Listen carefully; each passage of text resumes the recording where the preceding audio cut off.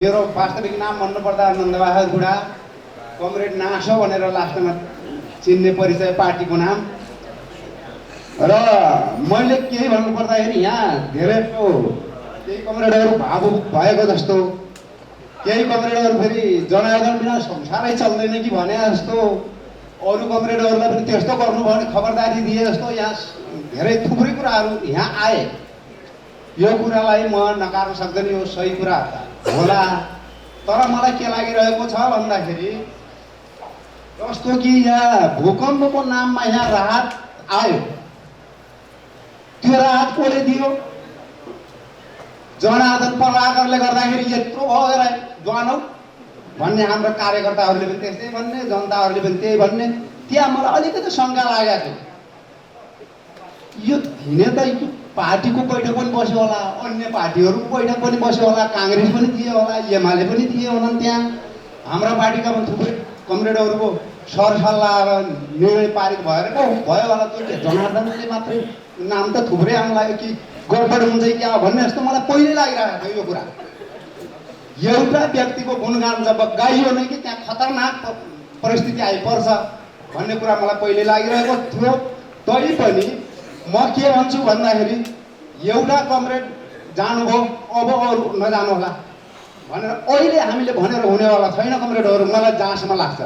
किन भन्दा समय परिस्थितिले मान्छेहरूलाई कहाँ कहाँ पुर्याउँछ है। उहाँहरूको चित्त बुझेर जानु होला। के चित्त बुझेको थियो र हाम्रो?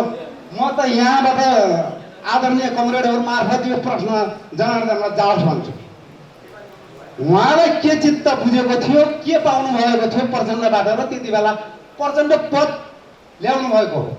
त्यो प्रचार र प्रसार, त्यो के अरे प्रशिक्षणमा त म पनि बसेको थिएँ। प्रचण्ड पद भनेर किताबहरू छापिए थुप्रै, अझ प्रचण्ड विचार बनाउनुपर्छ भन्ने मेरो धारणा हो भनेर कमरेड जनार्दनले भन्नुभएको। के दिनुभएको थियो त्यति बेला प्रचण्डले? अहिले के दिनु भएन र फेरि फाट्नुभयो। तर यसै गर्दाखेरि प्रचण्डले एउटा कुरा चाहिँ सस्तो जनावाद दिनुभयो कि जस्तो लाग्छ। प्रचण्डलाई पनि आलोचना गर्नु पर्दाखेरि जो पार्टीबाट निस्कन चाहन्छ निस्किनेमा निस्क्यौ त भन्ने त सस्तो जनावाद त भयो। निस्किएकोलाई कारवाही भएको त कसैले पनि सुन्ने छैन।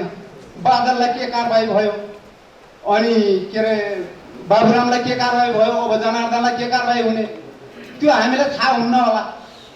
हामीलाई सिना थाहा हुनुपर्छ भन्ने लाग्छ म। किन भन्दा हुन त यो क्रान्तिको रथमा आउने जानेको त अब हुँदै गर्ने होला यो। र अब त मलाई के लाग्न लाग्यो भन्दाखेरि कोही कमरेड गयो भन्दैमा चिन्तित कोही पनि नहुनुहोस्। हामी सबै यत्रो सिङ्गो छँदैछौँ, सबै मरे त छैनौँ। थुप्रैले यहाँ दिनुभयो, फेरेट पनि दिइसक्नु भएको छ, त्यो सही कुरा हो। र कुकुर ब्याइकन के सजिलो हुन्छ र के निसाइलो हुन्छ र? जनार्दन जाँदैमा केही निसाइलो पनि छैन हो। कारवाही प्रचण्डले कारवाही गरेको त सुनिएको छैन। जनार्दनको अझै आउने बाटो छ होइन भने हामी जनतालाई प्रचण्ड पद किन ल्याउनु भयो? उहाँले किन प्रस्ताव गर्नुभयो? किन प्रचण्ड पद बनाउनु पर्यो? प्रचण्डलाई ठुल्याउने, जनार्दनलाई ठुल्याउने हामी, त्यो भएर बिग्रिएको हो।